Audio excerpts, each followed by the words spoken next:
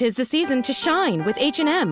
Discover the holiday collection and find fashionable pieces for your wardrobe or for under the tree. Get inspired and dazzle with this year's glam. From tuxedo styles, bow detailed pieces, impressive prints, and more. From unforgettable looks to unforgettable gifts. With fashion finds to home decor, find it all at H&M. Treat your loved ones and yourself this season. Shop in-store or at hm.com. Maruchan superfans are everywhere. From the busy moms who want to deliver maximum flavor in a flash to dorm room diners who want to put some slurp in their step. There are a ton of copycats you could use, but if you want to bless your bowl, there's only one true Maruchan. Whether you choose instant lunch, ramen bowls, yakisoba, or restaurant quality gold, Maruchan is the only ramen worth obsessing over. Smiles for all. Maruchan. See what all the ramen hype is about at maruchan.com. This episode of Sober Awkward is brought to you by leading grey area drinking coach Sarah Rusbatch. Find out about Sarah's incredible upcoming July alcohol-free challenge later in the show. The kettle's boiled, Vic. Great. Perfect timing. Just a dash of milk for me, please, mate.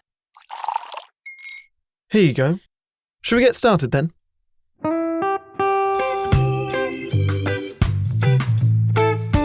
Have you ever woken up on a Sunday morning and said, I'm never drinking again, and then found yourself waving $50 at a barman by happy hour?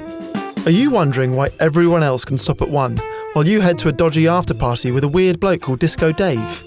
If so, it might be time to take a deeper look at your relationship with your reliable social crutch, alcohol.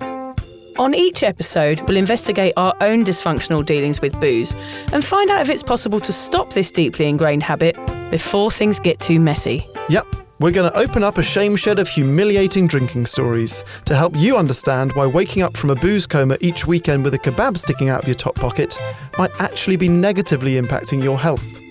Hamish and I are here to delve into what it's like being sober, an unwanted warts and all look into why giving up those cheeky pints or putting down those mummy wines will make you feel happier, help your anxiety and mental health, and turn you into the most sparkly, authentic version of you. Won't that mean I become boring though, Vic? Well, Hamish, we'll just have to wait and see. I'm Victoria Vanstone. I'm Hamish Adams-Cairns. And this is Sober Awkward.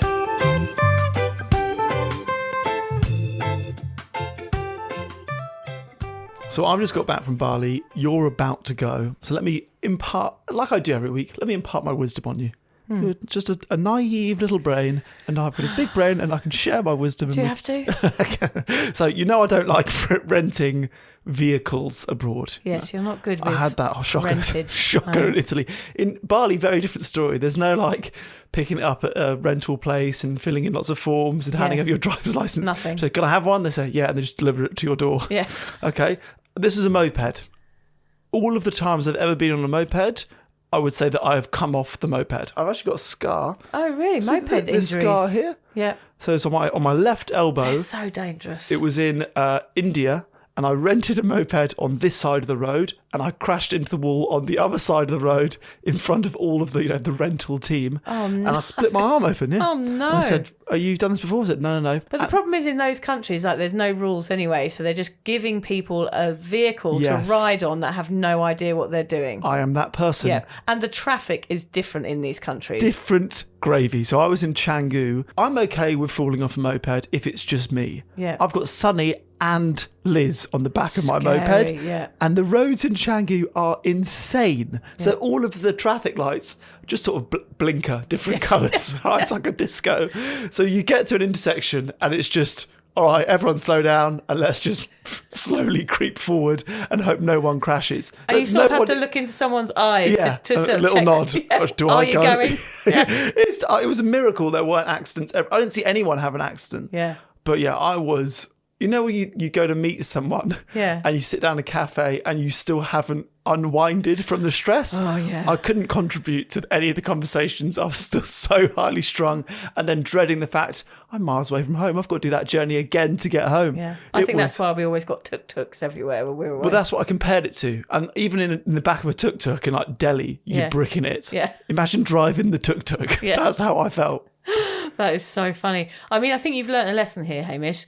You do not hire any vehicles on holiday anymore. But by the end of the third day, I was loving it. I was arrogant. I was good at it. Yeah, I didn't come off. Worse. There's nothing worse than an arrogant tourist on a moped. I was just plotting. I need to get a bike. I was like, I'm going to get a bike in Sunshine Coast. Oh no! Yeah, it was bad. Please don't. They're so dangerous. Be careful. Yeah, I know. I'm probably not going to do it. I don't think I look good in leathers. But I do. I think about you in leathers quite often, funnily enough. I'm just getting more tattoos, grow a beard, leathers. It's not really you, is it? Yeah, no, it's not my thing. I'll get found out. Yeah. But you went to a party? Yeah, I went to a lovely party at the weekend and had a really nice time, and I had a really interesting experience while I was there. I like to observe when I go out now because I'm completely conscious, whereas before I was totally unconscious. And I like to see what's going on at parties. I want to see how much people are drinking. I just find the whole thing really interesting. Don't invite me to a party. You sound creepy. It's shit. I'll just stand in the corner of my own taking notes. Just looking over your shoulder during conversations. What are you doing? What are you drinking now? But I saw a girl at the party who was me. Mm-hmm. And it 6'3", blonde, big boobs, tiny gorgeous. bum. Yeah. No, she just reminded me of me so much that it was frightening. It was quite triggery. I was surprised I was triggered by it because I felt very emotional about it. I felt very sad, actually, seeing this girl acting in the exact way I used to act. She was sitting at a table full of people. Everybody was laughing at her jokes. She was going to the bar. I was counting, it was probably every 5 minutes. And she was drinking her drinks really quickly, knocking them back. And the more she drank, the more sort of loud and gregarious she became. I could see everyone at the beginning was finding her sort of entertaining. And then I could see her friends getting a little bit more concerned about her as the night wore on. And that was something I never noticed when I was out, but I can imagine it happened a lot. And remember, I spoke to my mate Katie once, who said, we always worried about you. And I think it always started off well when I was conscious and being sociable. A couple of wines in, I was usually okay. But I could see the turning point with this girl. It had gone from her being jovial and everybody being joining in and being fun to her having gone over the edge and everybody else being on a different level than her. And she was kind of started to fall over, and I could see she was slurring her words. And it was like that scientific experiment for me going out. And I could see the red flags that were blaring at her, but she was too drunk to notice them. She was ignoring them all. And actually, I felt like I wanted to pass her a note. It sounds ridiculous, and of course I didn't do it.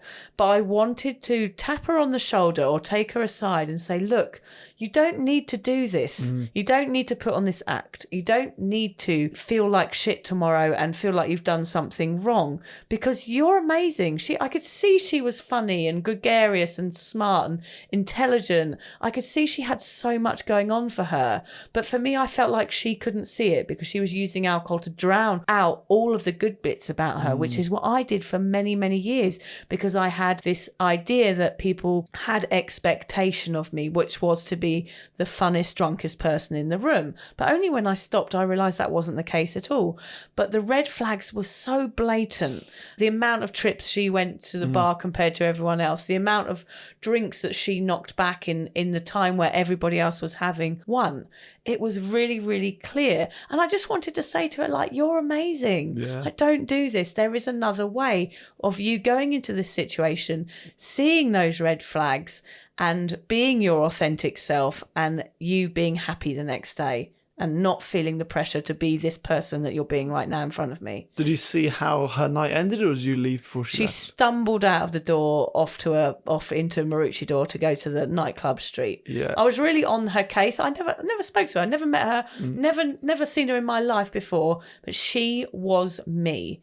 And I just thought, you've probably got years of this before you know that you don't have to do it anymore. And I did want to step in. And actually that made me realise why I tell people about being sober. We had a bit of a chat about this on the people pleaser episode and the friendships episode, and we talked about how I always blurt out that I'm sober in front of people, and I was trying to work it out on one of the episodes and I couldn't work it out. I just thought it's because I'm nervous, because I'm proud, but I've realised now it's because I'm wondering if that person has a problem, and if they do, then I'm telling them because I want to help them.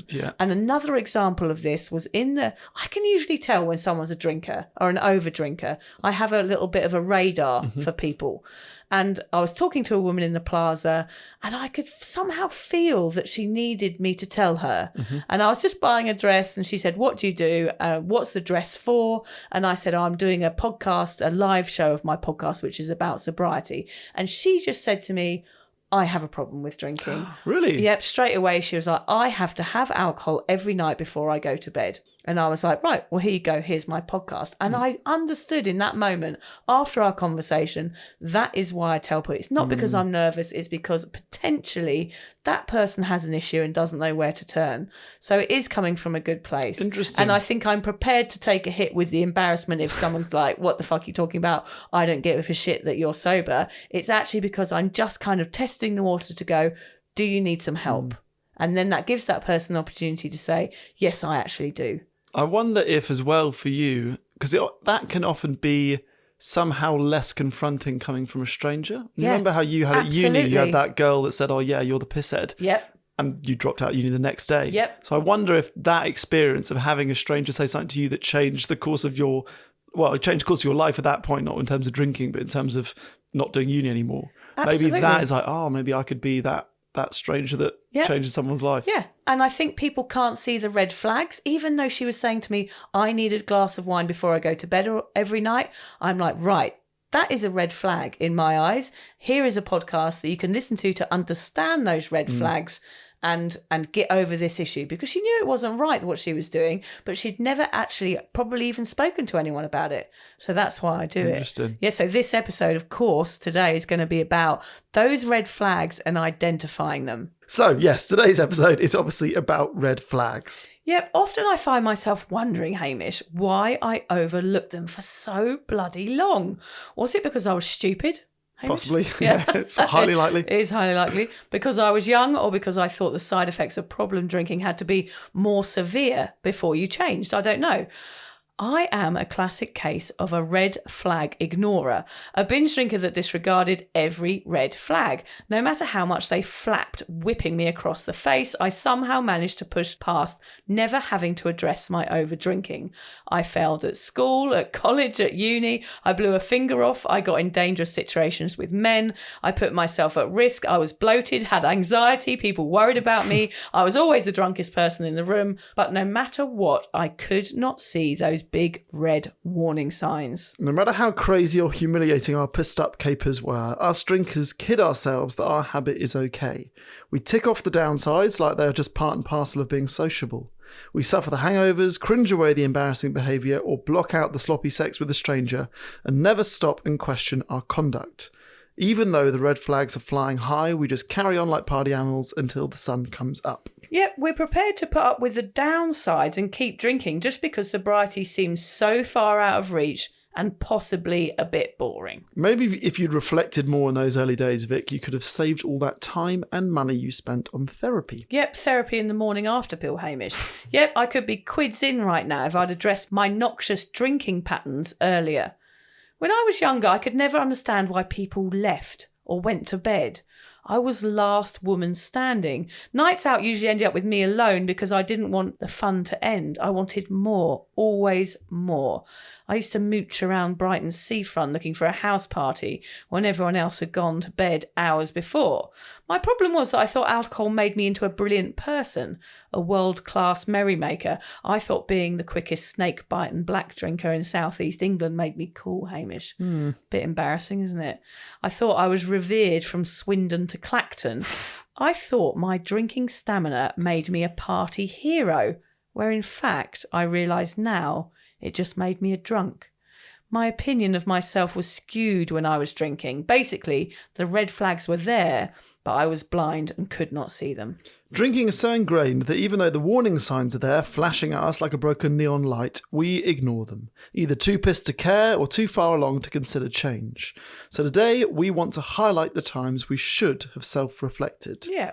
Today's episode is for those of you that are struggling to notice the red flags. We want to pin them down like an aggressive bouncer and identify the signs. Yep, and for those of you that are already treading the sober path, there will be some useful reminders of why you never want to go back there and how to spot the red flags when you think someone might need your help. To start, Hamish and I wrote down 4 points describing what we thought a problem drinker looked like before we got sober. Okay, so what are your 4?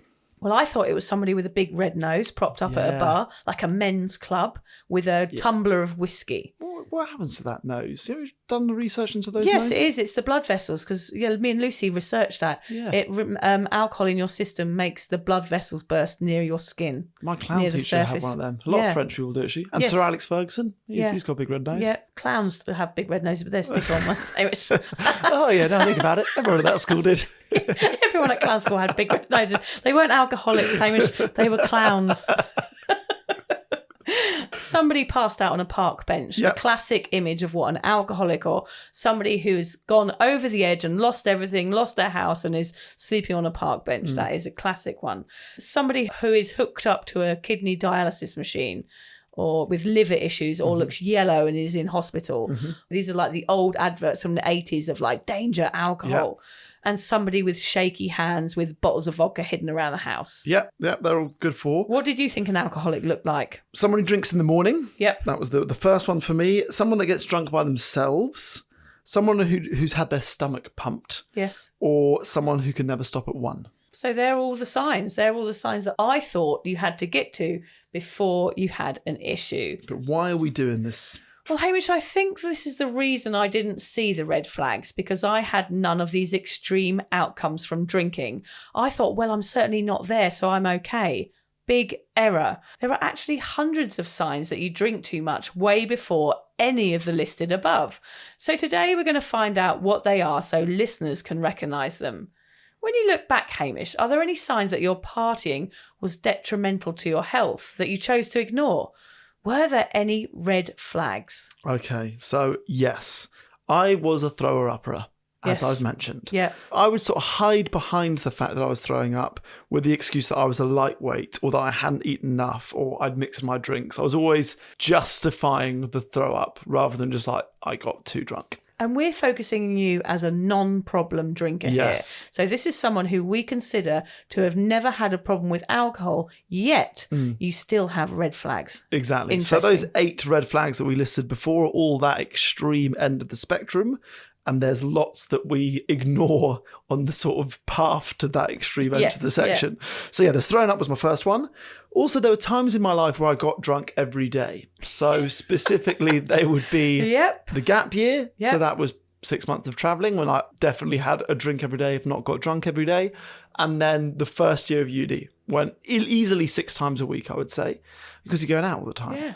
So Drinking every day. I mean, even the terms, I'm drinking alcohol every day, no matter when it was, whether it was at uni or whether it was when you were a teenager or whatever, drinking every day is a red flag. because you don't phrase it like that in your head. No. You're not going, I'm drinking every day. You're going, I'm partying a lot, Yeah. or I'm having a lot of fun, Yeah. or I'm on a 6-month trip around the world. You're not saying, oh yeah, I'm drinking alcohol every day, because that sounds like you've got a problem and you don't want to address that. It reminds me of expat communities. I remember when my parents lived in France, it's that feeling of being on holiday. It's like you've got a consistent excuse all the time to drink. In those expat communities, they're always socialising. Most people are retired, so therefore you go and have a drink with people. That's how you socialise. But actually, you're drinking every day. Yeah, absolutely.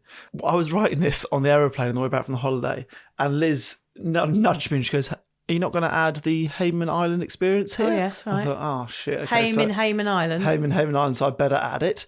So the hotel was free drinks on the boat. It's a 1-hour boat trip. Liz was pregnant, so I was like, I am going to go for it. I'll have all of mine, all of yours. Like, you keep asking for top-ups and I'll drink them, and then little nibbles that you can eat all of mine. Yeah. So I went for it. And when we first got to the island, one of the things that we do when we stay at these fancy hotels through Liz's work is we have to get a tour of the hotel. So we get shown the suites and the gyms and the saunas. Just a reminder that Liz books hotels for a living and she gets lots of good freebies. So when she gets these tours, the idea is she can then sell them to her clients. She goes, oh, you'll love the suite at X Hotel.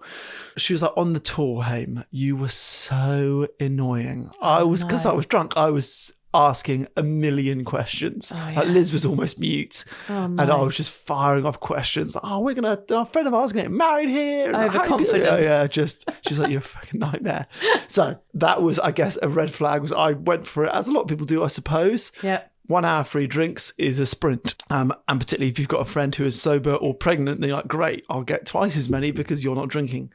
At uni, I slowly gave up on my passions in life. So we will talk about a lot in sobriety. One of the great things is that These are huge red flags. I'm laughing because you're saying, I drank every day and I gave up on my passions. They sound bad, don't they? It sounds bad, doesn't it? Yeah. It's very clear. And one of the best things, I guess, we don't often consider this. One of the best things in your sobriety is that you rediscover old loves or you get into new hobbies. The flip side of that is that when you're drinking, you give up a lot of your hobbies and a lot of your passions, which is what happened to me at uni. I slowly stopped playing sport.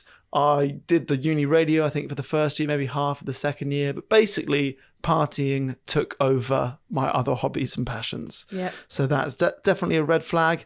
And then I guess I don't know if this is a red flag because part of me likes this part of my personality, was that I was the yes man. So, for example, this is a night that I have no regrets about, but is worth sharing. And I guess me being the first person this friend of mine called is maybe a red flag. It was a Sunday night in Sydney and it was late, and Limp Bizkit were doing a gig at the Hordern Pavilion. Limp Bizkit, such a stupid name, It's isn't a it? weird name. It's such a weird name for a band. But like, this was Soggy custard cream. Yeah. But it was 2018. So it was like years after they were big or we were into them. And Sunday night, somebody dropped out and he called me knowing that I would say yes. Yeah. He was like, hey, I know it's Sunday night. It was pissing rain. So we've got a spare ticket to Limp Bizkit. You're in. So I remember going to their house and obviously like drinking fast to catch up and then going to this Limp Bizkit night out. So I don't regret the night out. It was really funny to be at a Limp Bizkit party when you're almost 30, when we were listening to them when they were like 12, 13.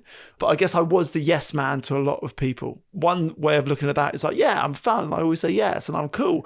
The other side of that is like, we know that you're always going to come and get pissed with us and go out. Yeah, so that is a red flag. Yeah. The reliable drinking buddy. Yes. Yes. I'm really fascinated by yours, actually, because I wasn't sure that you were going to be able to come up with any. Mm-hmm. And that's interesting that the lad, the binge drinker, the no game home has come up with some serious red flags there. Yeah. It's really fascinating. Mine was my arrest. It's a good one. That's a good one, isn't it? It's a slap round you in the face kind of one, yeah. Never thought twice about drinking again. Went out, got drunk the next day. One arrest or numerous arrests? Just one arrest. I just thought, well, this is a side effect of my partying. I never saw the red flag there. It was massive, that red flag. Never even thinking this means I should give up drinking or perhaps my behaviour is getting out of control. You thought it was just a speed bump? I just thought it was part of my story. I laughed about it. Terrible. I feel terrible about that. It's awful. It's a really bad one. The fact that I drank fast, I just thought, haha, I'm the gulper. I drink fast because I'm cool. Mm-hmm. That is a red flag. Downing drinks. Yep. Just the way I drank is a red flag. Waking up not knowing who I was sleeping next to. Sure. There was many of those. And waking up with a pair of men's pants down the front of my knickers. And not knowing why they were there. Yeah. That's like, well, what? Why? Why are all these weird things happening to me? Never considered. Injuries, bruises, broken bones. We've gone into those in one of our episodes before. Vomiting all the time. Same as me, yeah. Yeah, getting it too much alcohol in my body, too many toxins, smoking, drinking, everything. That is a red flag. Accepted it as part of my habit. Stealing money to party. Now, I did that as a teenager. I used to Off your parents? I used to rifle through my dad's suit pockets and find money to steal to buy beers and buy bottles of alcohol. Yeah, that is a red flag. Actually, if you really pin it down, I was stealing money to get drunk. Imagine that from a parent's point of view. Imagine if you found one of your kids stealing from you. It's not far off in this house, quite honest.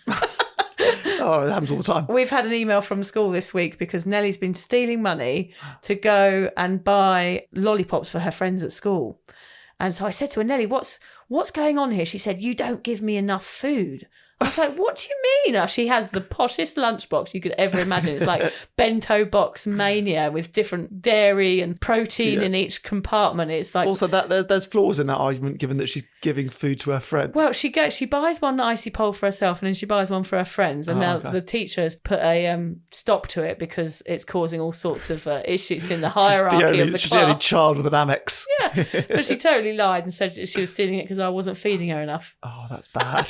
Yeah, so the stealing for the alcohol is probably just a few years off. Yeah, it's genetic. I'm not looking forward to that. But hopefully my changes, Hamish, that I've made with my sobriety mean that she won't be stealing money for alcohol. But we'll see. I'll report back on that I'm one. surprised you didn't say you're not giving me enough pocket money. That's the route I would have gone. Yeah. You're not giving me enough cash. Yeah, it's true. Just give me loads more Because money. she spends it on things that she's not allowed I to. don't have to steal it from you if you just give it to me. Yeah.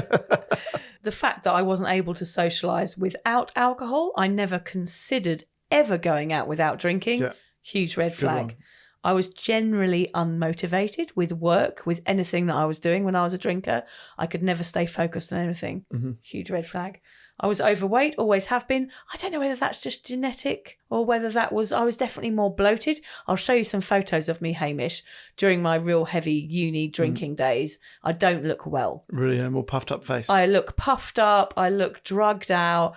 I've shaved my head. I shaved all my hair off. I didn't care how I looked anymore. I think that was a red flag when I cut all my hair off, that I was going off the rails.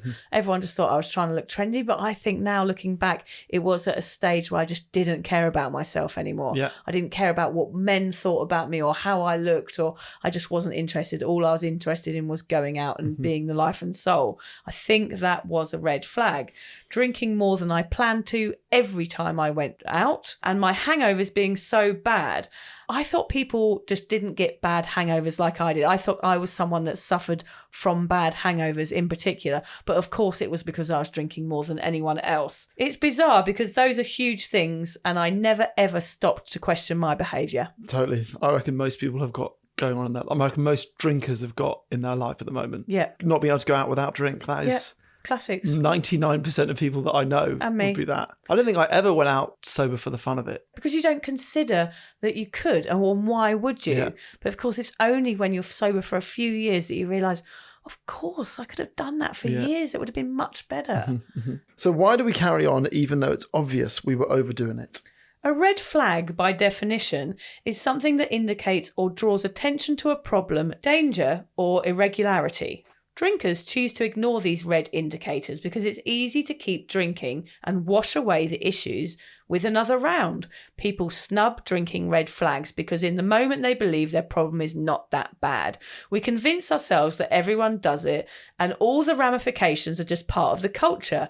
We kid ourselves into thinking brainwashed thoughts like, I did make a fool of myself, but everyone does that sometimes. just because I drink more than anyone else doesn't mean I have a problem. I might have spent all my wages, but I think I had a great time. Well, I'm not living on the street and swinging from a can of K-cider. I'm just having a laugh. One of my very common lines, Haim, was, come on, what's wrong with you? Bunch of lightweights. I would have said that to you for sure. For sure. I think that line is a red flag in itself. Me wanting people to drink more was a sign I couldn't stop. I wanted everyone around me to be as pissed as I was and therefore hide my issue in the crowd. Clever, really. I was never the one going home early. I was the one trying to force everyone to stay out. This is also a red flag. Did you ever try and talk mates into staying out with you, Hamish, and wonder why it was always you doing the persuading? Probably not. I was the lightweight. So yeah. I was usually the one going home early or already too drunk. I would have been literally dragging you back onto the dance floor. Yeah, you would have done. Oh, I've been annoying. But when I first read that question, I did think there was one night just before I was about to go away for 3 months to do my farm work. So it was like my last night in Sydney. I knew I was going to go live in the middle of nowhere for ages. And I was like, tonight I'm having a night out. So I tried to convince my housemates they weren't having it. It might have even been a Sunday night. They weren't having it. I was like, I don't care. I am going.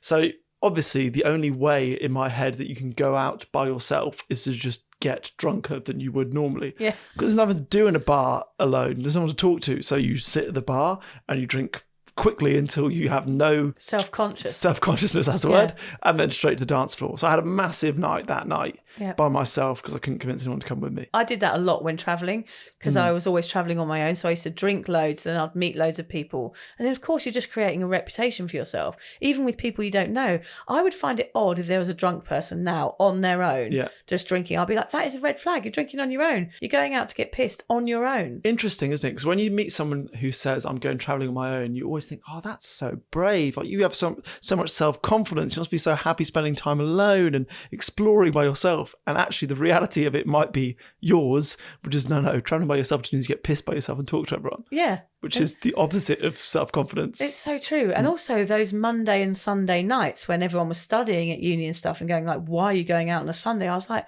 oh, Sunday night's the best night. Monday nights are the night. It's the 70s night at the Beachcomber. Yeah. I was always the one going out early week. It wasn't like I was waiting until Thursday, Friday and Saturday. That is a red flag. You're going out on the days that no one else wants to go out. The signs are all there, aren't they? Of course. It's funny how we egg on the drinking too, Vic. We rev it up and hero worship it when we're socialising. We want to be on the same wavelength as one another. We enable our mates by chanting, down it, down it. We nudge them into one for the road. It seems the red flags disappear when everyone is participating in similar behaviour. That is so true. And that's the problem. Normalising anything makes it okay. Then you miss the red flags. Drinking is often a case of safety in numbers, a group mentality that causes you to keep going because it hasn't got bad enough to quit. And well, if Party Pete is staying for the lock-in, then I am too. If we share the feeling of being hungover the next day, it distributes the pain and no one person stands out as being the problem boozer. When it comes to recognising red flags and providing ourselves a solid framework and foundation in changing our relationship with alcohol, we recommend doing Sarah Rusbatch's July Alcohol-Free Challenge. The main difference between joining Sarah's challenge versus attempting sobriety on your own is that Sarah provides you all the tools, resources, support, education and information that mean you see those red flags much earlier. Sarah's upcoming July challenge will provide you with incredible resources. You will feel connected, supported and encouraged as you navigate those tricky first few weeks without booze. Sarah is our go-to recommendation for support when it comes to removing alcohol and creating a life you no longer need to numb from. When you join Sarah's July Challenge, you'll be doing the challenge alongside other women from all over the world, women that feel just like you do. That support and accountability is what makes this course stand out from the rest. Sarah's July Alcohol-Free Challenge is our top recommendation for those of you wanting to take a break from booze, create long-term change with your drinking habits, and connect with like-minded women along the way. To ensure you don't miss out on Sarah's July Challenge, just head to her website, sarahrusbatch.com. Change your relationship with alcohol today with Sarah Rusbatch. So that people listening can be aware, what are the more classic signs that your drinking is getting out of control? What are the other booze red flags that should be acknowledged earlier? So we've got a few we're going to list here, which we haven't mentioned. So we've got drinking regularly, and we say regularly is more than once a week. Yep, more than once a week, or even once a week, I would say. I would say any level of alcohol should be questioned now, because I'm a weird, sober warrior. You're a sober extremist. Yeah, I am. Putting yourself at risk, we mean that with injury and sexually. If you've got that gut feeling that something you're doing isn't right when you're drinking, then I think that definitely is a red flag. Just listening to your gut and feeling that feeling of, should I be doing this? If your social life is wholly based around alcohol, certainly a red flag. Yeah, which most people it is. Of course. I reckon most people. Most people. You lie to people about how much you're drinking. I was that classic case when I would go and get people's drinks from the bar and take a sip out of everyone's drink before I took it to them.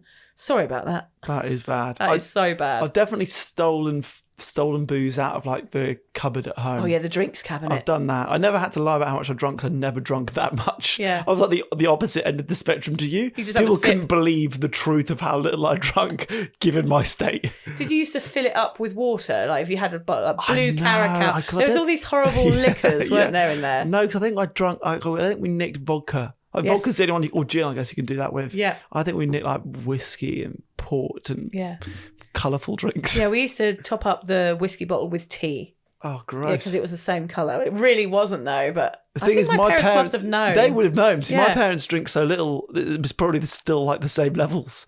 They probably never noticed. Well, I think mine didn't notice because that drinks cabinet was kind of after you've had a party and you've run out of the actual booze. Yeah. The drinks cabinet was where you went to get the dodgy booze. Yeah. So whether they drank the tea-laced whiskey then, I'm not sure they would have known because they probably would have already been too hammered. If you're hiding alcohol, it's obviously a red flag. Yeah, if it's... What do you mean by hiding alcohol? I mean, if you've got to a point where you're finishing a bottle and having to put it in the washing bin because you're embarrassed. Right. Yeah. Or just hiding the fact that you're drinking more than anybody else. Any sort of concealing of alcohol is a red flag. Okay, yeah.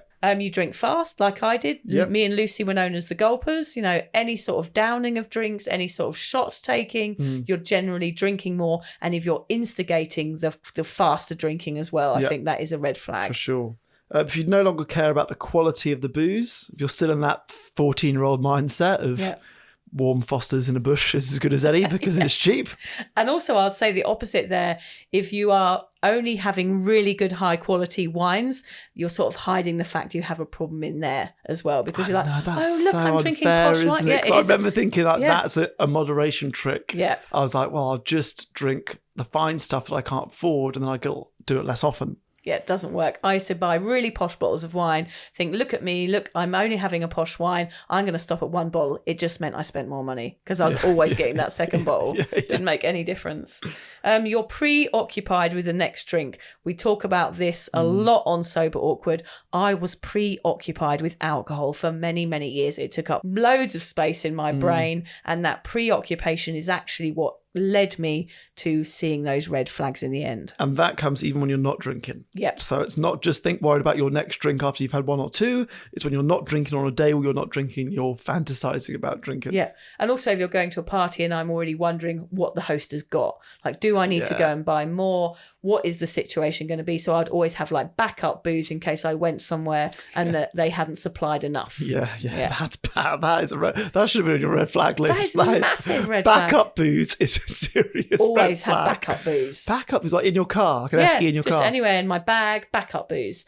But I didn't want the party to end. I was like, I'm not going to get to the point where we're all drunk, we're all having a good time, and then the booze has run out. So therefore, I'm going to have backup booze. I think I've learned that from my parents because we used to drive to France and the citron, the exhaust pipe would be dragging along the auto route because we'd always have backup booze. So if we had a party at our house, we never wanted it to run out because that was bad hosting if it ran out. Right. Backup booze is a good term. If there's more conflict in your life, I've talked about this in the past, like the only time I ever argue was at the end of a night. Yeah. I've never had a sober argument. Yes. But I'm sure all people swinging a punch. Do you think there's different types of arguing, the different types of booze? Like, for example, I know wine arguing, it gets a bit nasty, whereas beer arguing might just be some kind of missed punches, whereas something like whiskey or strong vodka or some strong liquor fighting is probably more vicious. There are different levels of fighting with different boozes, I reckon. Interesting. Winehead booze was just a bit petty. Nice. The gin one is the sort of feel sorry for me fight. It's like, oh, why have you done this for me? Whereas like the whiskey one might be more aggressive. Like, the amount that you've thought about this is a red flag. I'm thinking about it now. Yeah, that is a red flag. Yeah, booze fighting. That is a red flag. Isn't it? Yeah. If you hate people that don't drink, that's probably a red flag. Oh, for sure. You're calling in sick more than you ever have before. If people seem concerned or annoyed when you're out, that wasn't one that I had, but that's one that you found out about after you'd given up drink, wasn't it? Yes, I didn't know people were annoyed with me, and they were. You need more to reach a high, of course, and you can't imagine life without it. That last one, if you can't imagine life without alcohol, is a huge, massive, ginormous red flag. When I was a drinker, I thought anyone that didn't want to link arms and head to the after party was a nerd. I shunned non-drinkers because I didn't want anyone interrupting my fantasy that booze was a wonder drug that solved world boredom. Why would anyone not drink, Hamish? That was the question flinging around in my head for years. Who were these abstinent weirdos? I see now it was like saying life is boring without alcohol. Those are the things that I thought. I thought I can't live without my favourite drug, or I don't know who I am without pouring ethanol into my body every day. I didn't know how to socialise without being trashed. Not knowing how to live without something means I had an issue for sure. It was a humongous red flag. A codependency as toxic as a gaslighting boyfriend. I should have broken it down more in the early days, Hamish. Seen the truth in the statement, and then perhaps I would have seen the absolute madness in it. I literally thought I couldn't live without it. But now I'm sober. Of course, I don't feel like that. Do you notice any of these signs, Hamish, these red flags when you're out socialising? So I would say yes, in that I think 99% of my mates would never consider giving up alcohol. And I guess I'm more aware of that now I have given up alcohol. I'm not one to judge anyone that still drinks. I think we're always trying to emphasise the fact this podcast is not about us judging people that drink or telling people to not drink. We're just saying we did it and now we don't, and this is what we've learned. Yeah. So I don't blame them. Like, that was me a year ago. But I guess not being able to see the other side of the coin is a red flag that I see in a lot of people now. I think that's a shame that people don't sometimes get the opportunity to see the other side of the coin. I think that's a really good point. Like, maybe if you're a drinker and you're listening to this and you're thinking, oh God, yeah, no, I can't imagine life without drinking. Well, maybe just try it. Maybe just try it for a year and then see and compare the two. I think that's a really good thing to do, is to go out there and say, well, I've drunk for 25 years. Why don't I just try having a year off and see what it's like, and then come and tell us about it? Funnily enough, I was having that thought this week when I was thinking, some of the things that I say on this podcast or I write for this podcast, if I was listening a year ago or 5 years ago or 10 years ago, I'd go, that's just not me. Like that. Yeah. That is just not me. I would not be into whatever, breath and ice baths and, meditating and connecting with an ocean or a walk or finding huge Hugging pleasure in cooking. All those things like, that guy is not me. I can't relate to that guy. This podcast isn't for me, or that person is not what I'm like. And the fact that, I only been sober for very long and I'm spouting all this bollocks, I think, you can change quite quickly if you give it a crack. So do you think you really, truly wouldn't be interested in any of those things if you hadn't started this podcast and got sober? I don't think I would have listened to this podcast if I didn't know you. So I'm sure that none of my mates listen to this podcast. I'm like, well, it's me, it's your friend, you should listen to it. Yeah. And people think, well, it's not for me, it's a sobriety podcast. So it's obviously, I'm not the target audience. Yeah. I'm like, there isn't a target audience. If it was just for sober people who pat themselves on the back listening to the episode, that's awesome. But it's for everyone. It's actually for drinking people. Yeah. It's to say, look, there is another way of doing things and we've done it and it's much better. Yeah. And that's our message always. This isn't just for sober people. This is for everybody who's ever woken up on a Sunday morning and questioned their alcohol consumption, which is actually everyone in the whole bloody world. Yeah.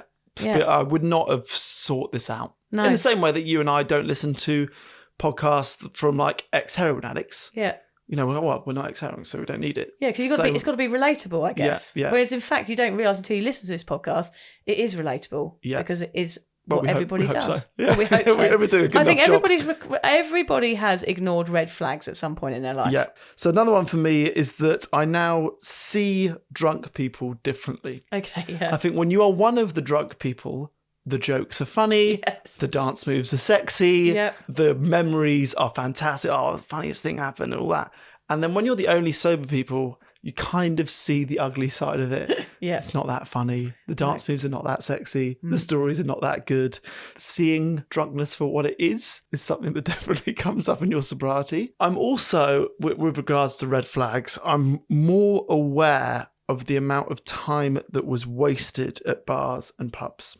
And that's particularly on my mind at the moment because we've just been on holiday. So holidays are expensive things that you invest time and money in to go abroad and like make fantastic memories and unwind, right? That is what a holiday is. Yep. The one that we just got back from, obviously I wasn't drinking. Liz ended up not drinking as well. I'm like, oh my God, we've got so much time on our hands. We were sitting at the hotel hotel pool, which obviously always has a bar. And we were there sunbathing and reading books and swimming and walking down the beach, wherever it was. And there's most of the groups that were there on holidays were just sitting there all day drinking. And I was like, that is not what the holiday is about. Like, we ate out more than we would have done. I was renting surfboards and going surfing. Like, we did so many things that there's no way that we would have done if we'd been drinking, because that's basically what we do on a holiday. It's like hotel bars, the pub.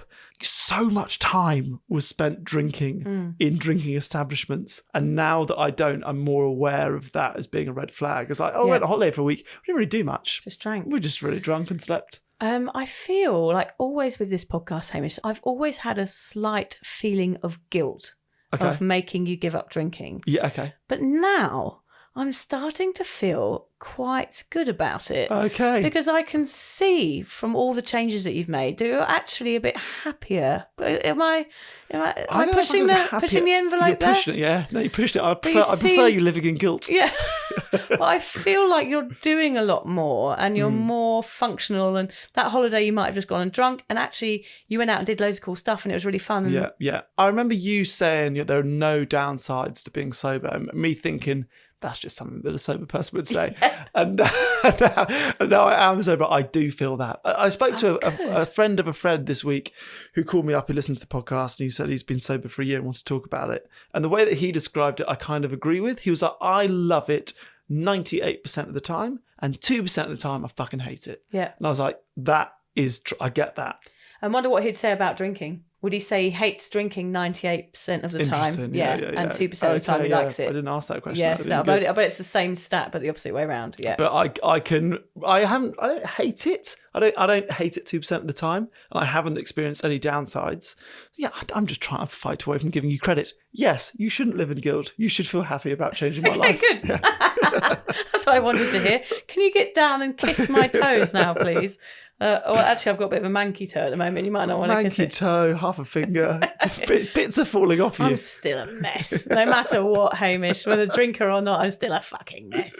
What about you? Have you noticed any of these signs in people when you're out socialising? Okay, well, obviously that girl, it was the red flags were flying high. But now, because I'm what you call a booze extremist or a sober extremist, which I actually think is quite a good description of me, I see every side effect of booze as being a red flag. Mm-hmm. Yeah. So everything anyone is doing, any sort of drinking, I see it as like, mate, look at yourself. This is a red flag. You're going to the bar all the time. You're drinking too much. You're drinking too fast. You want to drink all the time. You want to go out. All of these things are red flags. They are that neon sign that's flicking away. Slurring, falling over, not remembering. They're all signs that you're being changed by alcohol, which for me is a red flag. It's making you act different.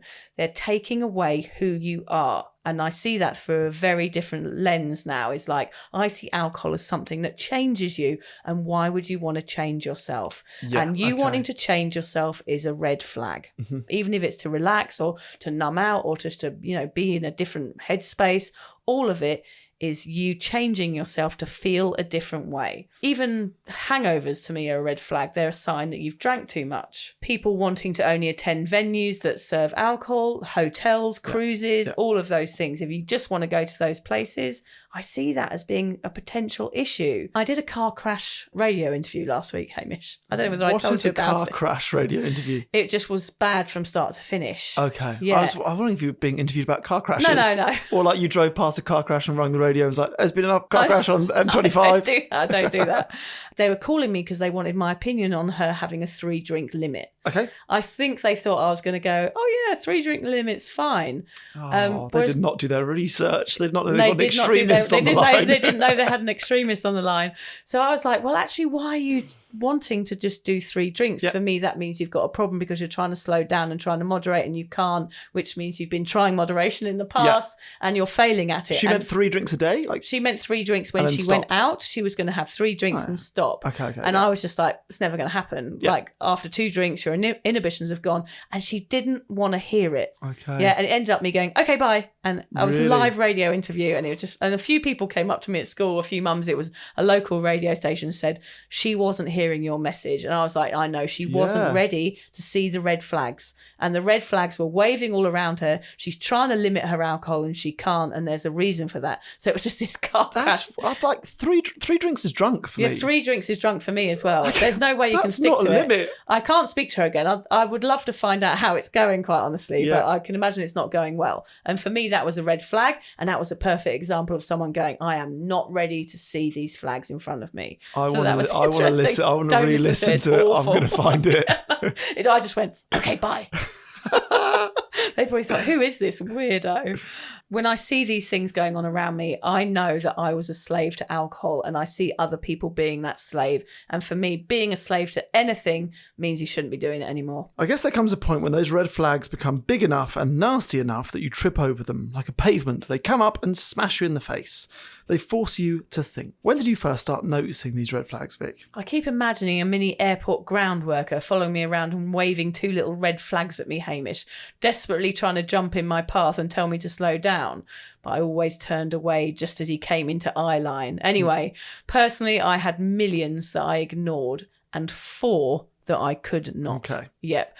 So my first one was the terrible alcohol-induced anxiety. I mean, I say I couldn't ignore it, but I did try and keep drinking even though I had that. I was going to say, how long were you drinking with that anxiety? There was 4 years of me having terrible anxiety every time I drank, but me desperate not to give it up because I thought I couldn't live without it. Okay, so this is an interesting point. So one red flag probably isn't enough to give up. Yeah. You probably need a few stacked on top of each other to finally give up. Yeah, that's the point, is that we ignore them for a certain amount of time, but there comes a point where you can't ignore them anymore. Okay. And this podcast is really for people to tune into them earlier than we did, or I did, Okay, so anxiety 4 years before you gave up. What about the next one? Not wanting to socialise anymore. I couldn't believe it when I read that. Yeah.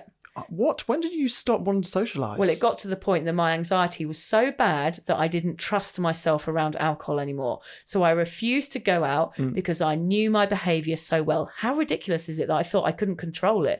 I thought it was like somebody else controlling me, like a puppeteer, that I would go out and overdrink. I didn't realise I could take responsibility for it. So therefore, I knew myself so well that I would go out, attempt moderation and fail, and therefore didn't want to go out anymore because I knew I would get really, really drunk every single time and wake up with anxiety. Okay. So I didn't trust myself. So how long did that one last? How long did you actually not go out before you gave up? I would say that was in the last 18 months of my drinking was that I decided that I didn't want to go out anymore. Would you then drink at home or not? Yes, I would drink at home. Yeah, I wouldn't drink as much, but I was trying to save myself from the anxiety by not putting myself in a situation where my drinking would get out of control, which was generally when I was out. Okay, what's the third?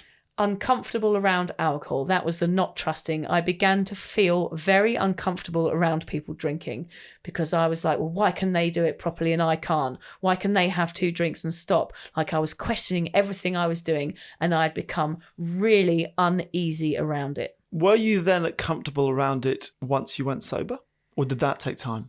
I am still not 100% comfortable around it. Really? Yeah, interesting. In some situations, like I'm happy to stay out for a couple of hours, but if it starts getting messy, I start getting uncomfortable around it. And of course, I feel awkward. Like I don't want other people to feel embarrassed about their drinking around me, but I do find drinking alcohol a bit awkward now. It's a bit confronting. Maybe that's where we differ. I'm totally comfortable around it. It was because we come from different places with it, but people obviously ask, oh, I hope you don't mind, I'm going to have a drink when they go out with us. And I'm not fazed by it. I don't love being around drunk people. Yeah, I'm not uncomfortable around alcohol or drunk people. I mean, I put up with it, but I would rather they weren't. But I have people around for barbecues all the time. People drink around me and it's fine. And I'm not upset by it, but I know that it makes me slightly uncomfortable still. Because you're an extremist. Because I'm an extremist. Calculating. And the biggest one, of course, was wanting to stop and realising I couldn't. Yeah. That is what forced me into seeking help for a drinking issue. And that was 4 years. Well, you trying to moderate was 4 years. That was trying to moderate. After my first child, I had 4 years of trying to moderate because I knew I was failing as a parent every Sunday when I couldn't look after my child. And I was trying to moderate, trying to stop, trying to slow down, and I couldn't. And I kept waking up with anxiety and kept doing it again. And I was like, what the fuck is wrong with me? And that's when I had to look at the fact that perhaps I had a problem. And finally give up. Yeah. So that's what it takes. Yeah, 4 big ones. 4 big ones. How did it feel when you addressed the red flags the first time? Very overwhelming to actually understand and tune into those red flags. Part of me was excited because I thought, oh my God, I don't have to drink anymore and I can start going out again. I felt like I'd grown up and taken responsibility, which made me feel like I'd aged 10 years in one day. And it was a bit of a confidence boost to go, actually, I'm going to stand up for myself and I'm going to take my own self-care into my own hands and do something about this. Tuning into those red flags can actually be life-changing. It's like a toxic relationship, the same thing. You have to grab the situation by the balls eventually and go, right, this person isn't right for me, or this thing that I'm doing, this alcohol or sex or any of these addictive things, you can say, right, this isn't working for me. So tuning into those red flags can be a real confidence boost. Yeah. I think it might be helpful to go and do a social experiment, Vic. If you're not sure if your drinking is bad enough to stop, then have a mini checklist at the ready with points like these. How many drinks have you consumed? How much have you gone over your limit? How quickly are the people around you drinking? How much of the night is taken up with you thinking about your next drink? If you're at home, how many bottles are you clearing up the next morning? How often are you drinking and how do you feel about it? If you write all of those down and then find a quiet spot and read it a day or two later, it might be able to trigger you into thinking, is this who I really want to be? Yeah, that is so true. And having that year off and going, right, if you feel like you can't stop drinking, that perhaps means you have an issue. So therefore you need to do something about it. Whatever you do, whether it's AA or see a therapist or go to your doctor, whatever. But I think once you're tuned in and you decide that you can't live without something, therefore it means you're going to do something about it, which is actually really brilliant. Once you are tuned in, it's onwards and upwards. Sobriety, here we go. Red flags are actually your friends. They're telling you to take better care of yourself. So when you do finally meet them, be nice to them. One thing we're learning now is that there is a spectrum here. Of course, me and Hamish blabber on about it all the time.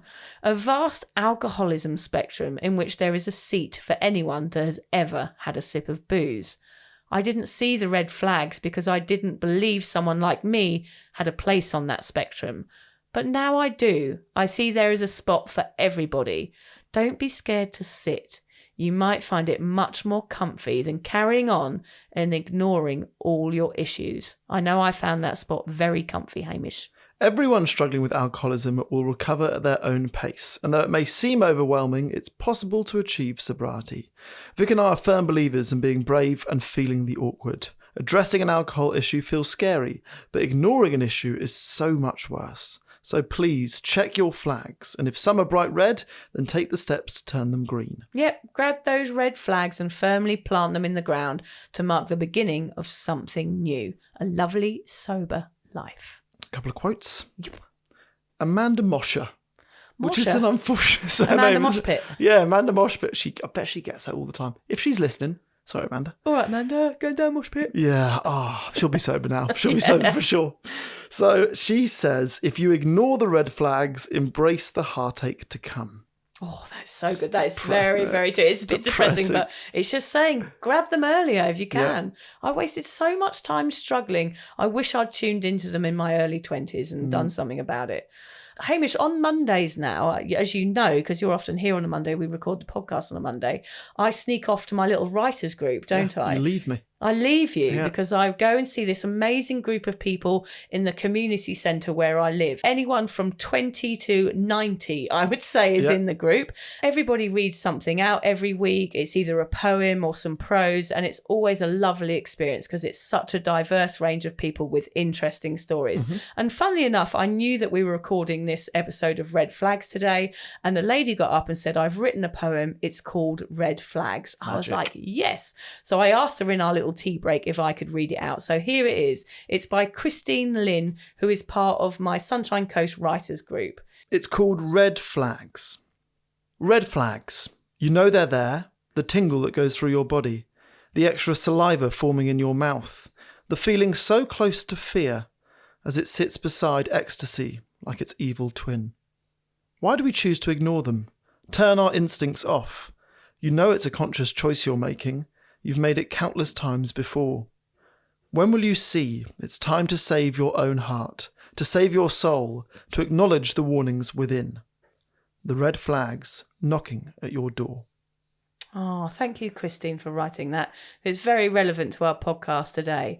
And we hope, our hope with this podcast is that you reach out much earlier than I did. I mean, that's always why I do this podcast, Hamish, is because I hope somebody doesn't have to go through that period of just ignoring everything and suffering with anxiety or hangovers or social awkwardness or any of these things. You don't have to suffer with these things because actually sobriety will cure them. That's it. That's our gift to you, is just time. Yes. Saving you time in your sobriety and saving you time in your drunkenness. Yeah, exactly. And we don't have any real gifts because we're poor, aren't we, Hamish? Well, that's why time is such a good one. Yeah. Cheap. Cheap. We can offer you time. I can't offer you any gifts, although we are going to run a gift soon. We're going to run a competition on our website, which is soberawkward.com. So go on to soberawkward.com and find I think we're going to give away a T-shirt and some tea. Yeah, nice. And you're donating $1,000, aren't you, Hamish? I was just going to put a box and wrap it up, and that's empty, but it's time. Yeah, it's time. Just to look at the face of your children on Christmas Day when they open the 1,000 boxes are empty. Oh God, Uncle Hamish has given us time again. Thanks for listening, everybody. If you're questioning your relationship with booze, you're struggling to moderate, or your hangovers are causing anxiety, it might be time to reach out for some support. Yeah, just talk to a mate about how you're feeling, contact a local doctor, find an AA or sobriety group. Vic's got one. Yeah, just head to www.cuppa.community. Remember, if you're questioning yourself, it might be time to seek support. Even though this journey can be awkward, it is definitely worth it. And if you've enjoyed the Sober Awkward podcast, don't forget to review it, rate it, and share it with your mates. Do they have to share it with their mates? Yeah, of course they do. I'm not doing this for nothing, Hamish. Bloody hell. How do they share it?